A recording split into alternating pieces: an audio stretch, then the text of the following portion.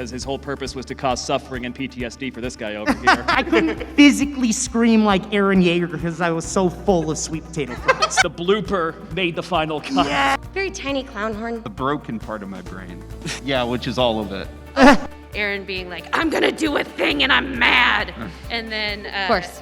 you know, Armin being like, Eren, no! And Mikasa being like, Eren, and like that. Now, coverage like no other. Bringing you videos from the event floor. You're watching convention coverage. My name is Trina Nishimura, and as far as this realm of Attack on Sword Art Online goes, I play Mikasa Ackerman in Attack on Titan.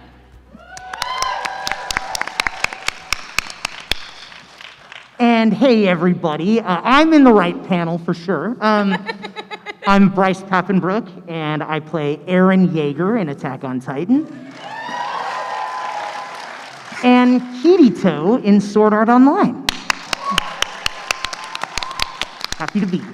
Hello there, my name is Erik Kimerer, and I actually have only done one character in Sword Art Online, but I take great pride in them because his whole purpose was to cause suffering and PTSD for this guy over here. And I did Ducker of the Black Cats, the guy who goes, ooh, a treasure chest! And yeah, see? And then tears. Yeah, poor Sachi. Hi, I'm Kellen Goff, and I had so little lines that I'm looking up who I played. I played Kubari, Rengil Gilliscubo, that's the one I remember. yeah. And then there was this bodyguard guy that I played with John Allen in the real world. Spoilers. Yeah. Oh, John. And what about Attack on Titan? You didn't see your Titan character. Your Titan? Or? Oh yeah, I'm the Jaw Titan in Attack on Titan. Oh yeah, that dude. Porco Galliard, Nice. the Angie boy. This is more of a general question for everybody. Do you have any funny or interesting stories to share that happened to you in your career? Funny or interesting stories that have happened in our career. So this one time, a million years ago, I was recording at Funimation, and back then we only had whisper booths. So whisper booths are like they're like a phone booth, and that was back when televisions were actual cubes. I don't know if any of you remember that. Some of you may not have been born yet, but televisions used to be cubes. So there was there was a television outside of the whisper booth, and we didn't have computers. We actually had music stands, and Funimation is located in Texas. Texas is very hot in the summer, and then the Funimation studio was located next to a highway, so it was surrounded by concrete. The air conditioning went out. And so we were recording with no air conditioning. It was pretty awful. And we had an oscillating fan that I'd open the whisper booth door and then close it. Cherami, Leigh! Yeah, well. First time I've seen you people in person in like 2 years. I know, Yeah. seriously. Right? It's been a minute. It's Good insane. gracious. You look amazing. Doesn't she look amazing? You do. Good to see you. Good to see you too. Anyways, the short of it is that I recorded in my underwear. I don't know what the beginning of that story was, but I'm like, okay, cool. You got the punchline. It You works. gotta do what you gotta do. You gotta do what you gotta This do. lovely gentleman is our first man asking a question. Yes. His question was, I'm is so there proud. any funny or interesting stories that have happened to you during the course of your career? I just told people that I recorded in my underwear. Great. Yeah. Just in the course of our career total, or just in the last 2 years? Oh, that I also recorded in my underwear the last year. Yeah. Just in general. Yeah. So, I'll go next. I'll tell a story from my recording on Attack on Titan. So, in season 1, I'm from Los Angeles, and Funimation is based in Texas. I would fly out to Texas and got to stay with Mike McFarlane, the director, and we'd commute into the studio. I'd scream for about 8 hours a day, and it was good times. So, one thing that Mike was really awesome about was showing me all the great food options in Dallas, because there's a lot of them. And they say, you know, things are bigger in Texas. I've discovered that is absolutely true. So we were recording. We get to this one moment in the show where this big pole goes through Eren's shoulder, and he lets out this giant scream. So it was right around lunchtime. We get to that, we kind of stop, and he's like, let's go grab a bite to eat. Go to this place called Mooyah Burger. I see sweet potato fries on the menu, so I'm like, I love sweet potato fries. I'll take a burger and a large sweet potato fries, which was a tray and mountain of sweet potato fries. Which Mike and I eat our burgers and that mountain of sweet potato fries. So I get back to the booth, and I'm like, oh, sweet potato fries. And that scream was first. So we get 3 beeps to let us know when to start on the line. So this is what it sounded like. Beep, beep, beep. And then silence. And Mike is just dying of laughter on the other side of the glass. And he just goes, yeah, let's try that again. Oh, no. Beep, beep, beep. I couldn't physically scream like Eren Yeager because I was so full of sweet potato fries. Oh, no. Yeah. Be careful about those mountains of sweet potato fries, guys. They'll get you. They'll get you. I want the Every outtakes. time. I want the outtakes for that. Like the outtake version. Oh, I mean, kind of something in similar vein to that. I did a show a while back, Toradora. And I did it with the director of Sword Art Online, Alex Von David. And I think you started this sometime during Blue Exorcist, but we were doing these bad anime reacts. I definitely did start that. You started, that was your fault. So he would always tell me, like in the middle when we're kind of going on pace, just being like, just give me a bad anime react down here. So my character's going down the stairs, just overplaying the out of it. Can I swear on here? I'm sorry. So we get to a line where he doesn't tell me to do anything. I just want to catch him off guard. And Ryuji says something like, I thought you were running away because you were in love. And then gets frazzled and frazzles his hair. He's like, "Whoa!" So what I do is decide to do my best Judas Priest scream on that one. So I do, Oh, that's good. I thought you were running away because you were in love. Sure enough, Ricky, the engineer, put that in as a joke track for, I think, Cassandra to kind of bomb her. Good old Ricky. Ricky's great. I love him. Shout out to Ricky Watson. One of the best. And apparently there wasn't a watch down of that episode, so as soon as the Blu-ray comes out, Alex texts me going, put on that episode. And sure enough, the blooper made the final cut. Yes! It's canon So you now. can hear it. You can hear it canon, my whole Judas Priest kind of thing going on. So good. That's awesome. So there's this really cool show made by the Danganronpa guys called Akudama Drive. Oh, some people know it. Good. So that'll make it easier. So I played this bombastic, way out of his league guy with a pompadour named Hoodlum. And I got the most freedom on that show out of many projects I've ever had the pleasure of doing.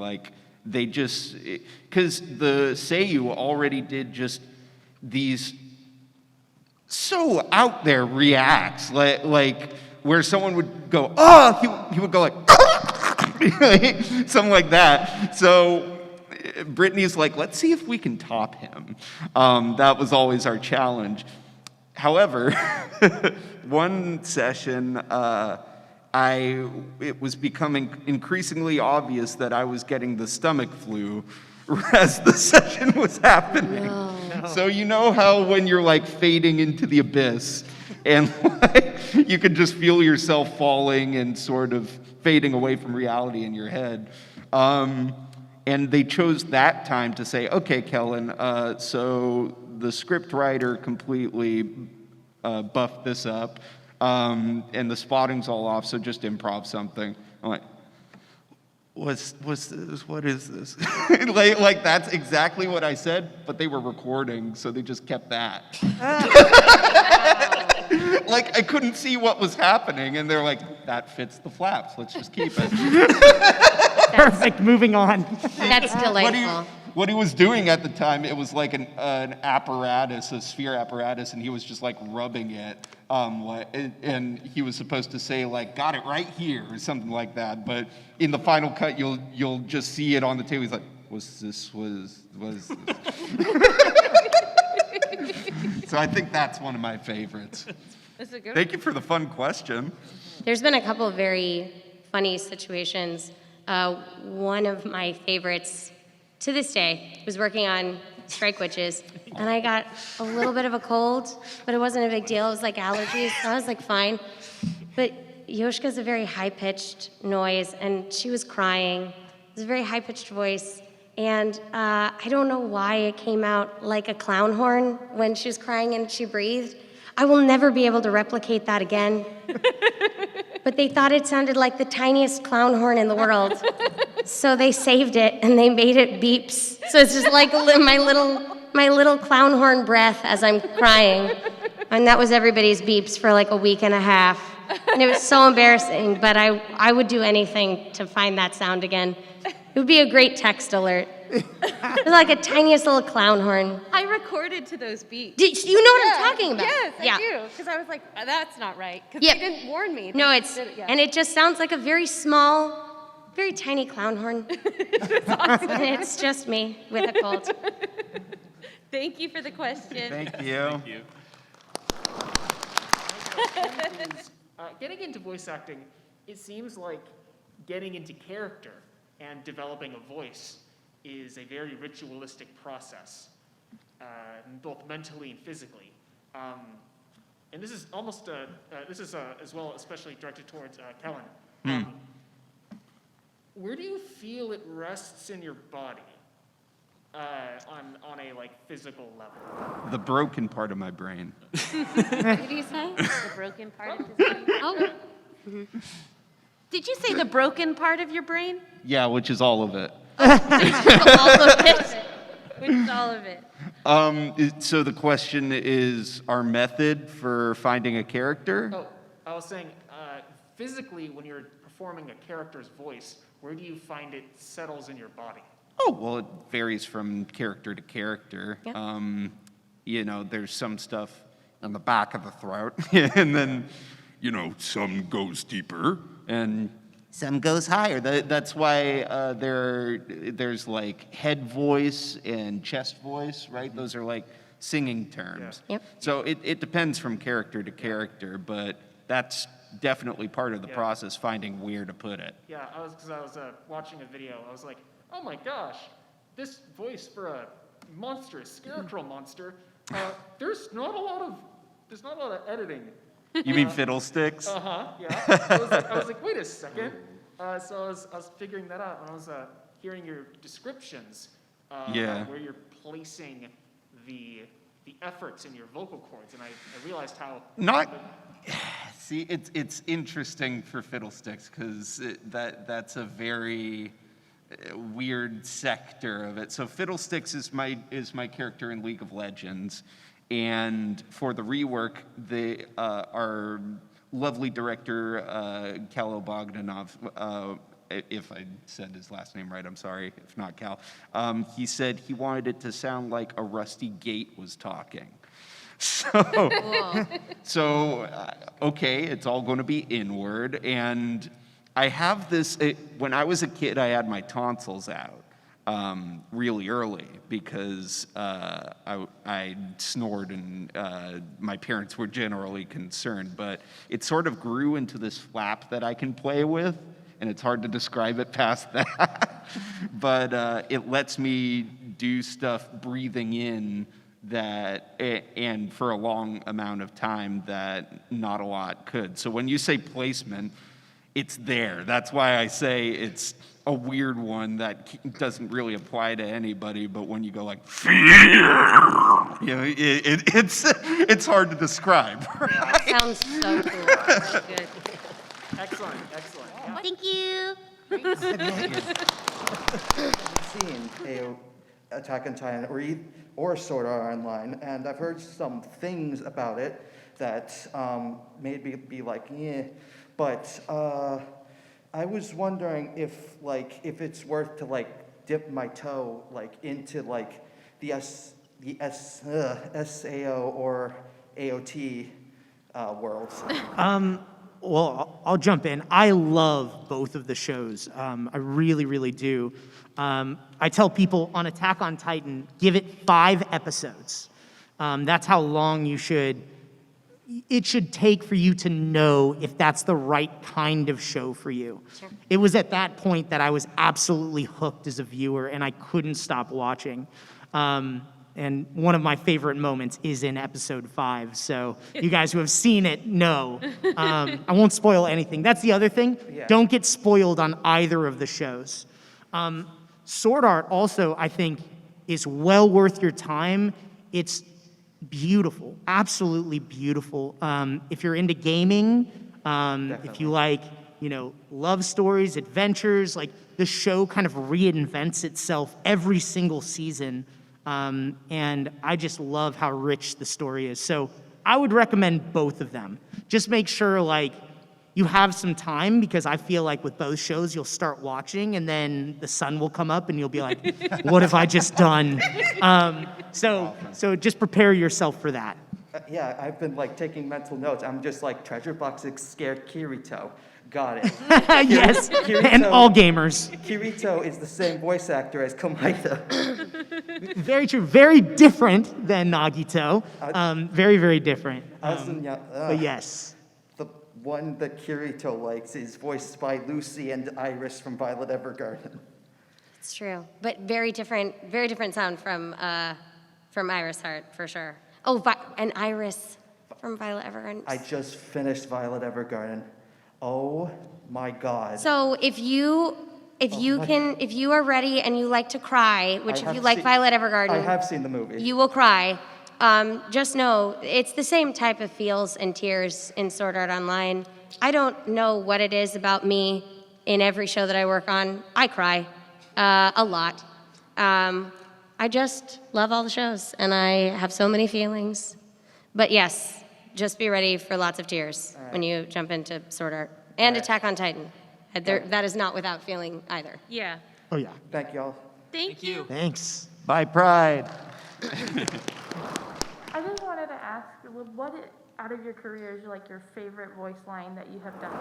I got 2, actually. Ooh, good. Wow. Yeah, the first one is not actually my line, but I do get to say in Rising of the Shield Hero, with great power comes great responsibility. Oh, yeah. That's a good one. Yep. So, my dream role is Spider-Man. That's the closest I'll probably ever get to it, so happy with that one. And then secondly is in Kuroko's Basketball, I play Kisei. And I would play Destiny 2 a lot with my friends, and every time one of my friends would dunk something, he would yell out, "Dunkachino!" And to the chagrin of my other friend, who just absolutely hates every time he does that. So I got a wild line in Kuroko's No Basketball where my character says, "Oh, come on, how come nobody's giving me props on that sweet dunk?" And I'm just like, "Scuse, could I, por favor, could I have one?" And sure enough, "How come nobody's giving me props on that Dunkachino?" And that made the list, and I sat on that for about a couple of months waiting for the show to come out, and as soon as it did, I got so many tweets from my friends being like, "You rat F." Absolute F. It's so fun. So sometimes you leave a bomb for your friends with inside jokes. That's awesome. Totally. Improv is definitely, it definitely makes some of the favorites, because then we get to be the writers. Yeah. I'll say one of my favorite recent ones, going back to Freddy, if you guys don't mind. There's a specific part in it where, as the main character, you get a laser gun. And it's just like laser pointer flashes, but you can shoot Freddy in the eyes with them. So they're like, just give us a bunch of wild, stop it, yeah. So I got my favorite one, because they had to be short, was, "Why though? Why?" I got to improv that one. That's awesome. Okay, but why though? I mean, I don't know how I can narrow it down to 2 or 3 or 20. I feel like I've been really, really fortunate to be in a bunch of these different franchises that just been really special. And you work so hard as a voice actor, by the way, to get those roles, whether they're any role, any part, a supporting role, Walla, any role in a show is really challenging, and anytime I get to step into the booth, I feel really lucky. So it's hard to compare different things and make them compete, because they all become like your children in your head, and you can't pick your favorite kid. So yeah, and I mean, you can't. You just don't tell the kids Right. which one is. yeah, and but all the kids that live in my Live head, in my head. You can pick one, but you can't tell anybody. I mean, and the kids in my head are all angry and they're all yelling at the same time. So, kids. And they're gonna team up, not against each other, but against me. Yeah. Win my love, kids. And that, ladies and gentlemen, is where brain aneurysms come from. Yes. So we try to avoid that. Characters fighting. Yeah. It didn't land very well. I'm going to work. No, it's great. I loved it. I'm going to circle back. Thank you for your question. Oh man, that's so hard to pick. Oh, I'm sorry. No, I can't pick. It's impossible for me. I can't. Hi. Okay, so my question is, what were some of your best funny outtakes that you wish were in like the final product of any of your shows?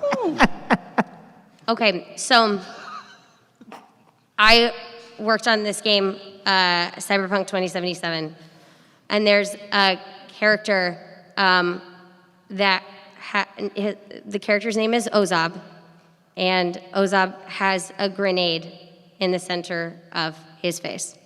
They described this character to me. I thought it was amusing. So as they were describing it, I said my first line was, well, it was an F-bomb, actually, so I'm not going to repeat it here. But I saw it. They were like, okay, so this is what we're looking at, and now this is what you first say when you see this person's face. And I thought it was very funny. So I laughed as I said that word, and I said, let me do it again. I'm sorry. I'll be serious. That's really disrespectful. And I could not laugh. We did it about 9 times, and it was still funny. So that's what's in the game. So that was one of the times where I was like, oh, this is an outtake. It would be great if the outtake was in the game. And they're like, no, we don't have another choice because you can't not laugh. And so that is what is in the game. It was really funny. But yet when you think about it, if you saw somebody with a grenade in the center of their face, like, how are you supposed to, like, meet? Hello, kind gentlemen. Yeah. You know what I'm saying? Trina gets it. I do. And also, I just want to point out, Ozab is bozo spelled backwards, which is why I'm sorry. you have a giant grenade nose. funny. It's funny. It's good. Yeah. See, it's not just me. It's infectious. Can you imagine? Like that's a funny Yeah. your first. Sorry. That's your first meeting of someone, and you're like, oh, okay. That's an unfortunate look, man. Your laugh is just, It's delightful. it's infectious. There's a director at Funimation that calls it the machine gun, because after a while, I just stop and it's just like, it's like Trina's out of bullets. Anyways, yeah, I don't. Oh my God. I bet there's somebody that laughs like that. But can we get that?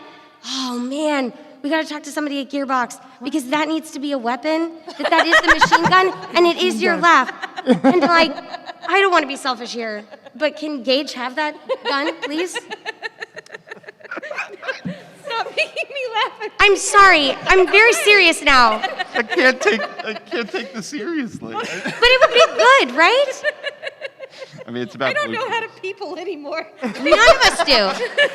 Like, normally I have this under control. I'm sorry. You're an I'm actress. Oh my God, Did you that ever know how would to be the people? happiest gun ever. Oh man. So I'm sorry. Your question was Outtakes outtakes. that you wish were in the thing. So in Attack on Titan, I frequently Josh Greeley, who plays Armin, and I have a running joke with Bryce that the entire season can be summed up with like Eren being like, "I'm gonna do a thing and I'm mad," and then Of course. Armin being like, "Eren, no!" and Mikasa being like, "Eren," and like that's it, right? So it's just like, "Eren, no! I'm gonna do it, Eren, Eren, no! I'm gonna do it," So we recorded that at some point. Like Josh and I recorded it during a thing, a commentary. You were Maybe you were there? I think I was there. And in recording, I would constantly do that. I would say a line as Eren and then be Armin going, Eren, no! Over and over Yeah, and I over. wish that would have made it into something. That would have been funny. Like just like the end of the world, everyone's about There's to still die. time. There's still, There's still time. There's still time. I would have liked that. That would have been funny. You guys have some outtakes you wish that... I mean, I'm glad it didn't make it in because I was gonna say, panel Erik rating? seems Yeah. to be lucky enough that all of the right? things that he does, they're like, we're gonna put that in. Yeah, seriously. Sorry. no. So a while back, I did a live-action dub for a Disney Channel original series that was from Germany, and we were dubbing it into English, and it was going to South America or something like that. Wow. Thus is the nature of our business.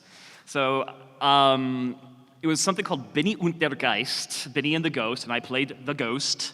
Right? There is a scene where I'm going through walls and trying to teach her about, ghost stuff, and she's like, "Oh, how does that feel weird?" And my line was, "No, it just tickles a bit," and I didn't say "bit." I added a ch at the end of that one unceremoniously and accidentally, and for the rest of the entire time we had to take like a 30-minute break because we were laughing so hard. But I kind of wish that would have been the line. It's Yeah, like, "No, it just that would've tickles been- Oh, I get it.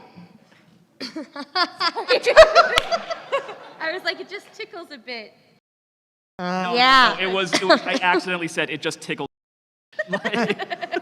Oh my gosh, it's so funny. I'm like, Good. That's good. I can't think of any that are appropriate to say in front of kids. Not one. And we're kind of running low on time, so Sorry. There are I so many outtakes that I've put out that I've found Yeah, on too Urban many. Dictionary. I'm sorry. Good times. Yeah. Thank you for the Thank question. You. Thank you. Thanks. Have you guys ever cosplayed, or if you haven't, what is your favorite cosplay that you've seen? I cosplayed.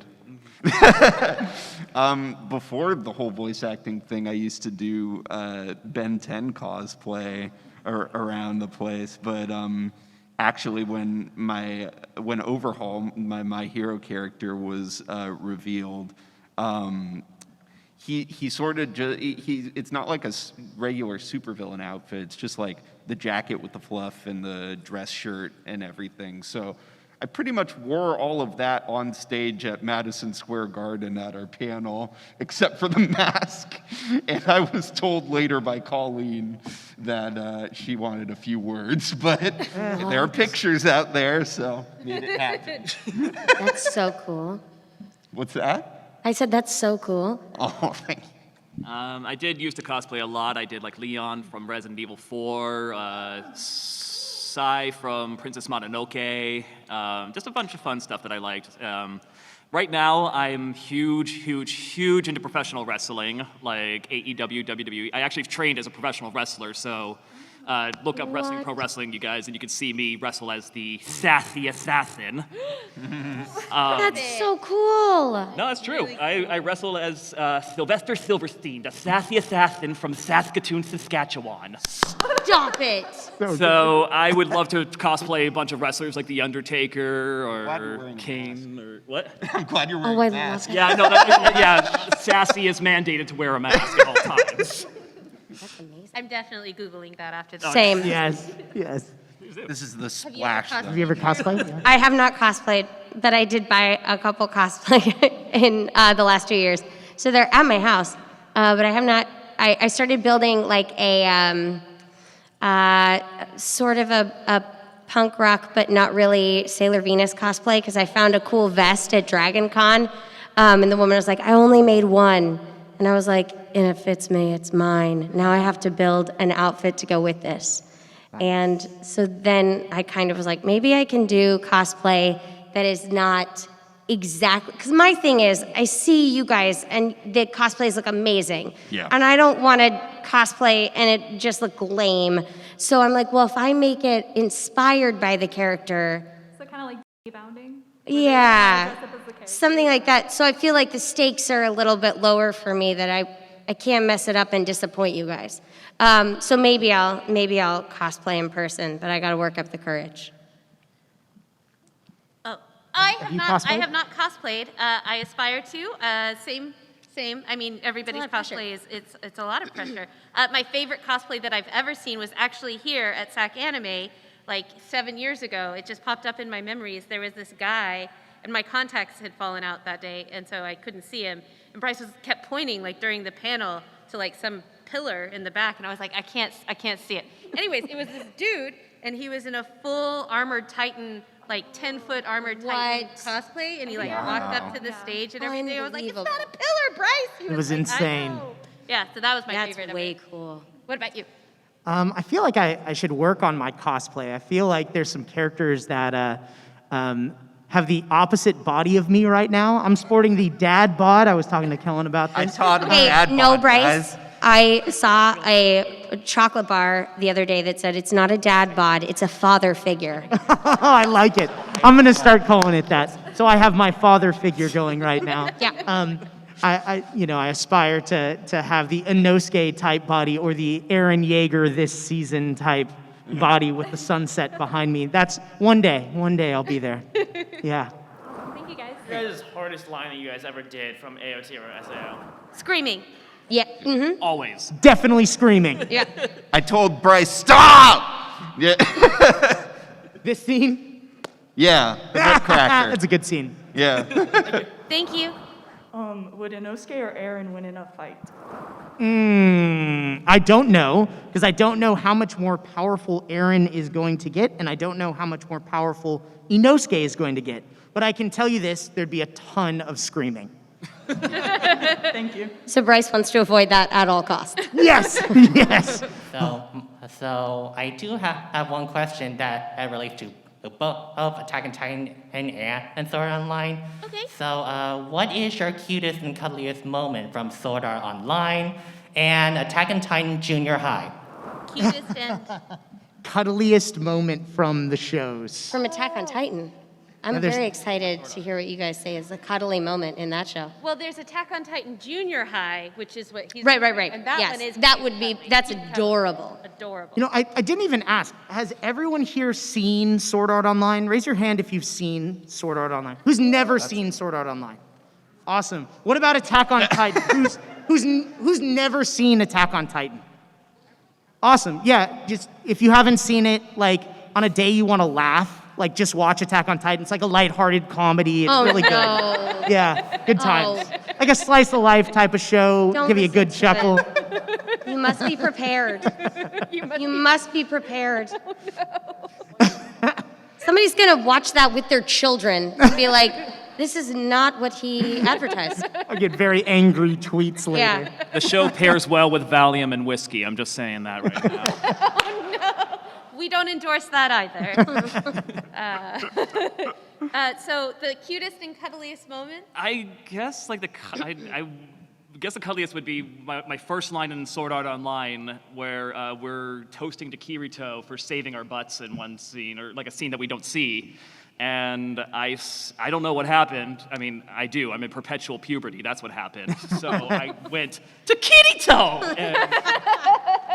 And Alex, our lovely director, was like, no, it fits, we're keeping it. Like, he just loves shoving my stuff. That doesn't mean to make it in there somehow. I don't know. That's so good. Good times. Alex has it out for everybody. That's just Alex. I don't think I have a cuddly moment from those shows because our lovely casting director, Mami Okada, files me under screams. So, Great. I guess cuddly, there's this other small project I've been working on called Five Nights at Freddy's Security Breach. Oh, yeah. Where I play, Yeah. Way to go, superstar. that's Glamrock Freddy. So, and he's just all cuddle. So it's funny. You wouldn't suspect a killer animatronic to be cuddly and supportive, but he's like a supportive dad or older brother. He's really nice. So it was a great change from the past themes of murdering kids. It changed to protecting kids. And I think that's pretty cuddly. That's very sweet. Yeah. Yeah. Cute and cuddly moments from Sword Art? There are a lot. Yeah, so many. There's so many. There's also a lot of really sad moments in Sword Art. So many. Oh yeah, does that include the bloopers too? Those are good. Bryce takes full credit for the bloopers. I definitely do. Full credit. Well, me and Urban Dictionary. Yes. Yeah. There's some good ones out there.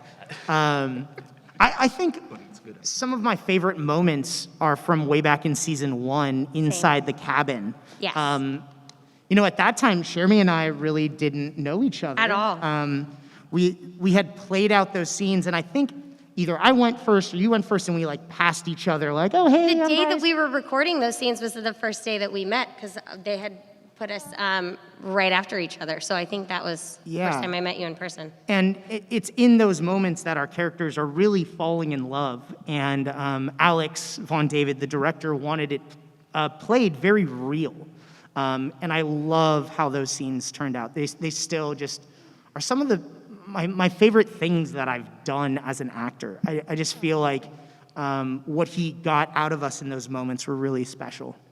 Yeah, and it was great when we got to work on the audiobooks this last year and we kind of got to narrate those scenes all over again. It was like getting to go back and do what we did almost 8 years ago. I loved working on those scenes too. Those are some of my favorite scenes as well in the series. But then getting to do the audiobooks and kind of relive all those scenes again was really, really special. And the audiobook has been really fun. Real fun sidebar, SacAnime story. Cherami and I were here a number of years ago. gosh. And we did a Sword Art Online panel, and someone asked us to read some of chapter 16.5, if you guys are familiar with that. So I actually read chapter 16.5 in the audiobook. It's really good. Cherami would not read it on stage. No, well, She opened the book and was like, nope. This was our first SacAnime, I guess 8-9 years ago, summer, was our first convention together. And somebody's like, hey, would you guys read this? And we have these little plushies, you guys can, and we were like, okay, sure, it can't be that bad. And so I Google it and I'm looking it up and we were like, that'll be fine. And I read the first 3 lines, I was like, Bryce, we're not doing this. We're just not doing this. And Just so look I was up like, chapter oh, I can't 16.5, find you'll see it. why. I'm so sorry. It was rough.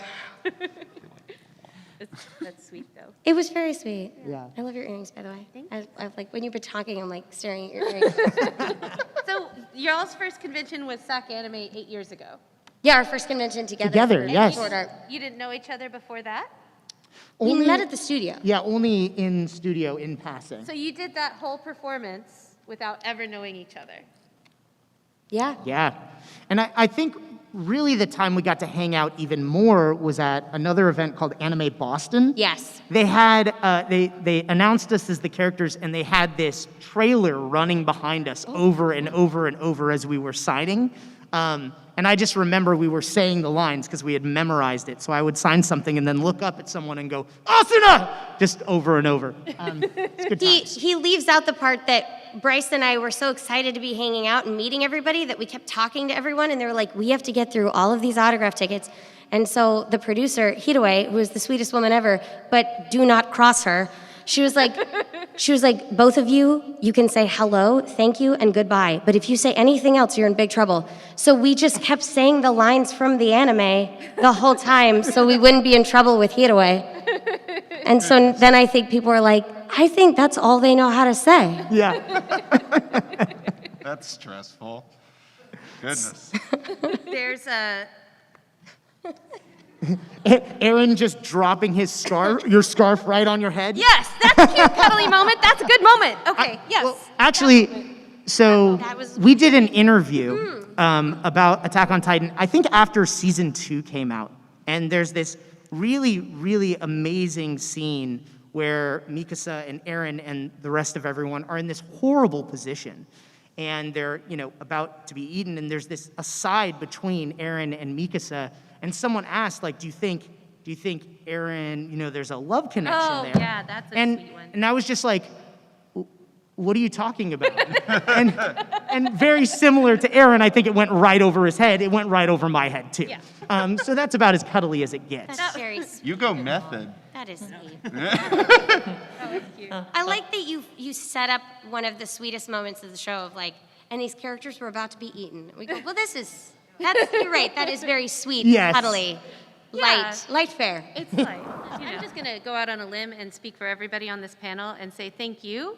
And thank all of you for being here. As much as we enjoy our work and as much as we put into it, we wouldn't have jobs and we wouldn't have work if it weren't for people like you and everyone here. We are indebted to each of you, and we are grateful for each of you. I know everyone's had a really rough couple of years just across the board, and coming to conventions, for me, now speaking just for me, it means a whole lot to me. Same. Just to see people and to connect with people in a real way. And I know that it's not easy with all of the hoops we're jumping through and everything, and so thank you. Yeah, agreed. Thank you, guys. That's all. It means so much, and I always was appreciative anytime I got to go to a convention, but as soon as everything kind of shut down, I mean, almost 2 years ago to the day at this point, I didn't realize, and I'm an introverted person, and I always loved getting to come to conventions because everybody here is so loving and supportive, but we've been spending the last 2 years even more introverted than we already were recording in a box. We don't even get to see the directors anymore. And so now getting to come and getting to see you guys, it is even more exciting because we've been deprived of getting to see anyone. And you guys are so kind and so wonderful. And like Trina said, it's not easy, all of the things that everybody has to do to travel and testing and all of that stuff. So the fact that you guys are still willing to come out, it really is, it does not go unnoticed, and we're so, so appreciative. Thank you so much for coming to the panel, guys. We're all going back to our tables. Come ask your questions there.